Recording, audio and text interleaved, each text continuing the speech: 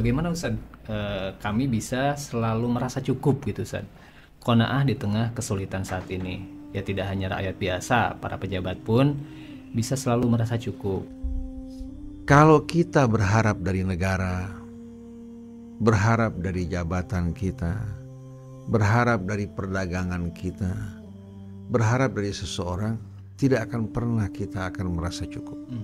Hidup kita akan dihantui oleh ketakutan dan kegelisahan.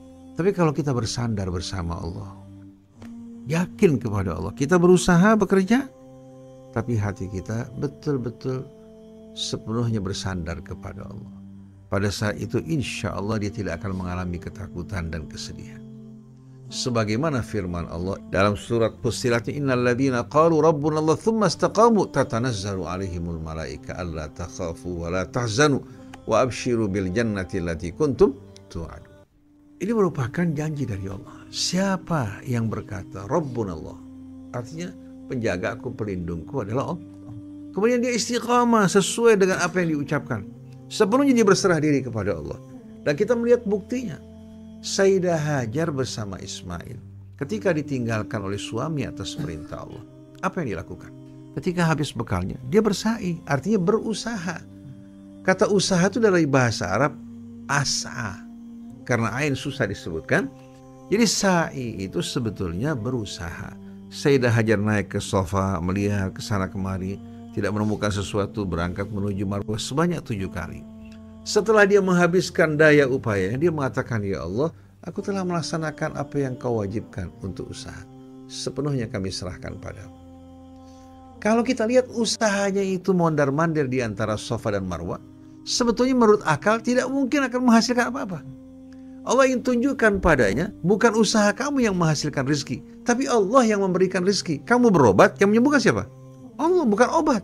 Jadi sebetulnya kita ini berjuang kewajiban kita. Setelah dia berusaha, baru dia pasrah pada Allah.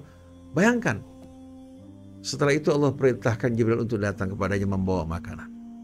Kemudian dengan rahmat Allah, di atas bukit batu, lembah yang semuanya batu, dengan rahmat Allah memancar air yang diminum oleh bermiliar-miliar manusia hingga kini. Bukan hanya diminum di sana, bahkan dibawa ke tanah air masing-masing. Ini mata air keimanan dan kepasrahan kepada Allah. Begitu juga Sayyidah Maryam ketika dia habis melahirkan, Allah perintahkan dia menggoyang pohon korma. Seandainya kita pemuda menggoyang pohon korma aja, buahnya tidak akan jatuh. Tapi Allah suka orang yang berusaha. Setelah dia berusaha, baru Allah Subhanahu wa ta'ala apa? Ulurkan bantuannya. Allah akan membantu orang yang berusaha walaupun gak sampai, Allah akan dekatkan. Tapi kalau dia gak mau berusaha, Allah akan abaikan dirinya. Saya sebagai seorang ustadz, mengajar tidak mengharapkan pemberian dari tempat saya mengaji. Saya ingin jadikan ini sebagai ibadah. Jadi saya nggak mau dibayar. Lalu saya berusaha. Usaha saya itu ala kadarnya. Mustahil hanya dengan usaha bisa menghidupkan.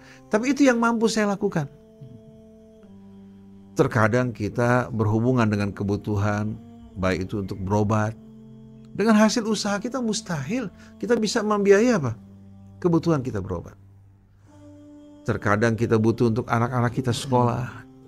Terkadang kita butuh juga untuk pengobatan anak-anak kita. Betul enggak?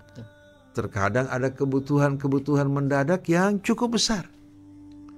Kita berusaha dengan mengharapkan rahmat Allah. Ya Allah, bukan kepada usaha kami bersandar, tapi kepadamu kami bersandar. Hasbiyallah, la ilaha illahu alaihi tawakkaltu huwa rabbul arsyil azim. Alhamdulillah. Kalau menggunakan hitungan matematik dan akal tidak mungkin. Tapi Allah bantu kita untuk setiap kebutuhan kita, Allah berikan jalan keluar. Semua dari Allah, walaupun Allah gerakan hati sebagian orang, tapi semua datang dari Allah. Kita doakan orang-orang yang membantu kita. Jalan yang Allah buka bermacam-macam. Dari cara yang terduga maupun yang tidak terduga.